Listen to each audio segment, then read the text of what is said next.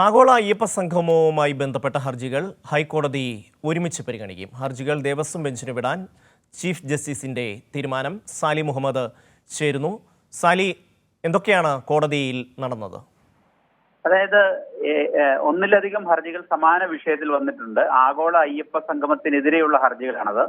ആ ഹർജികൾ കഴിഞ്ഞ ദിവസം പല ബെഞ്ചുകളാണ് പരിഗണിച്ചിരുന്നത്. അതിൽ ആദ്യ ദിവസം വന്ന ഹർജി വെക്കേഷൻ ബെഞ്ച് പരിഗണിച്ച ശേഷം ദേവസ്വം ബെഞ്ചിന് വിടാൻ തീരുമാനിച്ചിരുന്നു. എന്നാൽ രണ്ടാമത് വന്നൊരു ഹർജി ജസ്റ്റിസ് ദേവൻ രാമചന്ദ്രൻ പരിഗണിച്ച ശേഷം അത് തുടർന്ന് കേൾക്കാൻ തീരുമാനിക്കുകയാണ്. യഥാർത്ഥത്തിൽ അത് ദേവസ്വം ബെഞ്ചിന് വിടുന്നതാണ് കീഴ്വഴക്കമുണ്ടായിരുന്നത്. പക്ഷേ ജസ്റ്റിസ് ദേവൻ രാമചന്ദ്രന്റെ ബെഞ്ച് അത് കേൾക്കുകയാണ് ഉണ്ടായത്. ചില കമന്റുകൾ പറയുകയും ചെയ്തു, ചില പരാമർശങ്ങൾ നടത്തുകയും ചെയ്തു.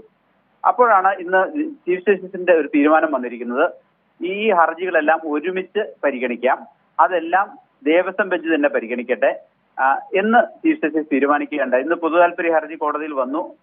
പൊതുതാൽപര്യം ആയതുകൊണ്ട് തന്നെ ചീഫ് ജസ്റ്റിസിന്റെ ബെഞ്ചിലെത്തിയപ്പോൾ ഈ ഹർജികളെല്ലാം ദേവസ്വം ബെഞ്ച് തന്നെ പരിഗണിക്കട്ടെ എന്നാണ്. ദേവസ്വം കേസുകൾ പരിഗണിക്കുന്ന ഡിവിഷൻ ബെഞ്ച് ഇനി ഈ കേസ് പോസ്റ്റ് ചെയ്തെല്ലാം ഒരുമിച്ച് പരിഗണിക്കും. അതാണ് തീരുമാനം. സാലി, കഴിഞ്ഞ ദിവസം ജസ്റ്റിസ് ദേവൻ രാമചന്ദ്രന്റെ ചില പരാമർശങ്ങളൊക്കെ വന്നിരുന്നല്ലോ. അപ്പോൾ ഇനി ഇദ്ദേഹത്തിന്റെ ബെഞ്ചിലായിരിക്കുമോ ഇത് വരിക? അല്ല, ദേവസ്വം ബെഞ്ച് വേറെയാണ്. ജസ്റ്റിസ് ദേവൻ രാമചന്ദ്രന്റെ ബെഞ്ച് അല്ല. ദേവൻ രാമചന്ദ്രൻ ബെഞ്ച് ഉൾപ്പെടുന്ന ഡിവിഷൻ ബെഞ്ച് അല്ല ദേവസ്വം കേസുകൾ പരിഗണിക്കുന്നത്.